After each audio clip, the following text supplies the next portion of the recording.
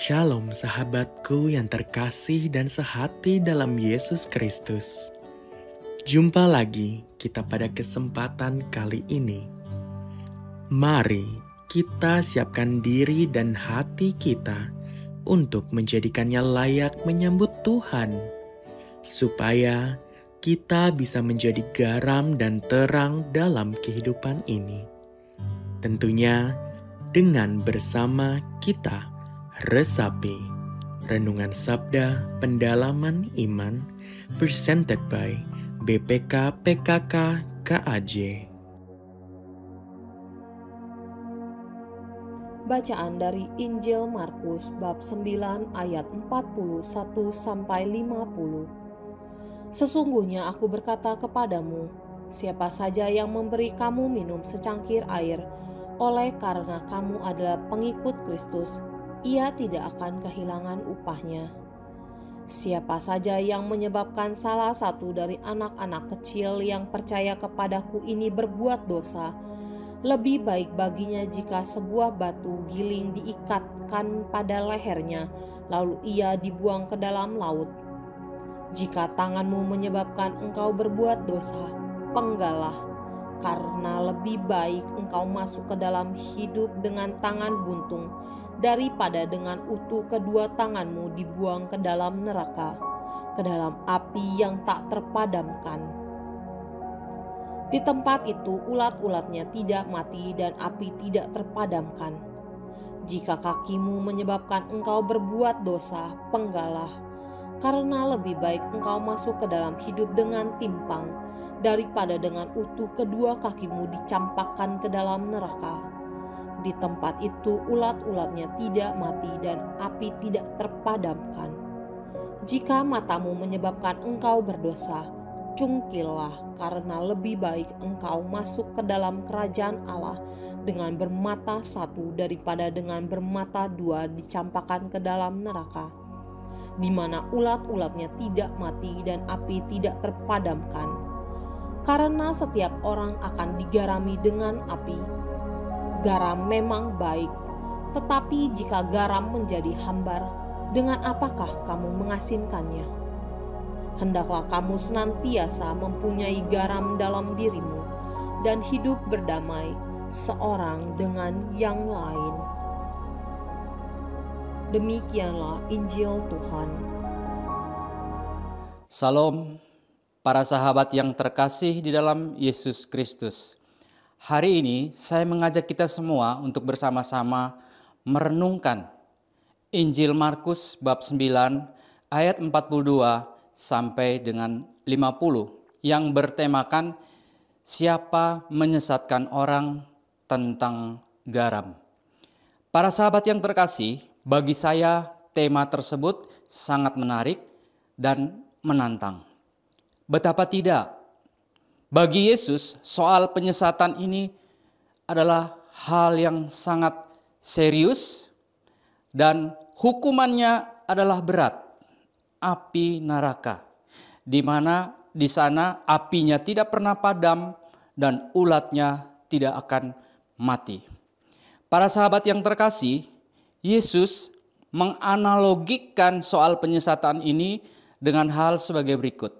Yang pertama, seorang anak kecil yang percaya. Kita tahu bahwa anak kecil adalah identik dengan ketidakmampuan, ketidakberdayaan, dan ketergantungan. Seorang anak kecil adalah anak yang sedang belajar untuk berkembang dan bertumbuh. Ia akan berkembang dan bertumbuh dengan baik sangat tergantung dari nilai-nilai yang dia dapatkan dari orang-orang dewasa yang terdekat dengannya, terutama orang tua. Ketika dia mendapatkan nilai-nilai yang positif, maka dia akan berkembang dan bertumbuh dengan baik dan positif. Tetapi ketika dia mendapatkan nilai-nilai yang negatif, disitulah anak tersebut sudah mengalami ketersesatan dalam hidupnya. Seperti contoh, saya di paroki adalah sebagai seorang katekis. Seharusnya apa yang saya ajarkan dengan apa yang menjadi perbuatan keseharian saya itu sejalan. Tetapi ketika apa yang saya ajarkan sudah tidak sejalan dengan apa yang saya perbuat dalam keseharian, saya sudah menyesatkan orang lain. Para katekumen itu ibarat dengan seorang anak kecil yang percaya, yang butuh bimbingan tuntunan. Tetapi ketika mengalami ketidakcocokan, ketidaksesuaian dalam bimbingan yang diperoleh, maka disitulah mereka mengalami ketersesatan. Yang selanjutnya adalah yang berkaitan dengan anggota tubuh kita. Yesus menganalogikannya penyesatan itu dengan yang pertama adalah tangan, yang kedua kaki, dan yang ketiga adalah mata. Ini adalah anggota tubuh yang merupakan ciptaan Tuhan yang seharusnya kita gunakan untuk kemuliaan bagi nama Tuhan. Tetapi justru yang terjadi dalam keseharian kita, anggota tubuh kita kadang-kadang kita pergunakan secara tidak terpuji. Nah, sebagai contoh misalnya, tangan yang merupakan ciptaan Tuhan harusnya saya pergunakan untuk melakukan hal-hal yang baik. Demikian pun kaki saya seharusnya saya gunakan untuk melangkah ke tempat hal-hal yang membawa saya ke hal-hal yang lebih baik. Kemudian mata saya seharusnya saya gunakan untuk hal-hal yang baik dan positif. Tetapi kerap kali mata, tangan, dan kaki kita gunakan untuk hal-hal yang tidak terpuji dan membawa saya ke dalam ketersesatan. Para sahabat yang terkasih, barangkali setiap dari kita pernah mengalami yang namanya ketersesatan. Dan yang paling penting adalah kita tahu jalan pulang. Nah, siapa yang mengarahkan kita kepada jalan pulang? Jalan pulang itu artinya jalan pertobatan. Tuhanlah yang menyediakan jalan pulang, jalan pertobatan bagi kita. Nah, pesan Yesus bagi kita itu terdapat pada ayat ke-50 dikatakan demikian. Hendaklah kamu memiliki garam di dalam dirimu. Bagi saya, para sahabat yang terkasih, garam yang dimaksud adalah pengendalian diri, penguasaan diri. Ketika saya memiliki pengendalian diri, penguasaan diri yang baik, maka seluruh anggota tubuh saya, panca indera saya, pasti akan saya gunakan untuk hal-hal yang baik, untuk hal-hal yang positif, tetapi terlebih lagi saya menggunakannya untuk kemuliaan nama Tuhan.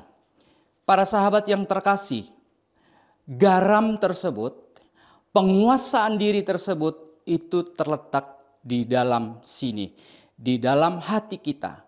Karena semua yang keluar itu berasal daripada hati kita masing-masing. Maka para sahabat yang terkasih, seperti apa yang menjadi pesan dari Tuhan Yesus bagi kita adalah hendaklah kita memiliki garam di dalam diri kita masing-masing supaya kita dapat hidup dengan damai dengan sesama dan dengan orang lain yang kita jumpai di dalam kehidupan kita sehari-hari. Maka dengan demikian kita akan terbebas dari penyesatan terhadap diri sendiri maupun penyesatan terhadap orang lain. Demikian. Mari kita berdoa. Dalam nama Bapa dan Putra dan Roh Kudus. Amin. Tuhan Allah Bapa, Allah Putra, Allah Roh Kudus, kami sungguh sangat bersyukur Tuhan bahwa hari ini Engkau memberikan kesempatan kepada kami untuk bersama-sama merenungkan firman-Mu yang berkaitan dengan penyesatan. Sungguh Tuhan, kami mohon kepadamu yang adalah sumber kehidupan bagi kami. Berkenanlah Engkau terus menuntun kami Tuhan dalam hari-hari hidup kami, agar kami sungguh sanggup memanfaatkan dan menggunakan seluruh panca indera kami, anggota tubuh kami, untuk kemuliaan nama-Mu. Dan demikian juga Tuhan, biarlah masing-masing dari kami boleh memiliki garam di dalam diri kami masing-masing, sehingga kami boleh dapat hidup dengan damai dengan setiap orang yang kami jumpai di dalam kehidupan kami sehari-hari. Terima kasih Tuhan, terpujilah Engkau kini dan sepanjang masa. Amin. Dalam nama Bapa dan Putra dan Roh Kudus. Amin.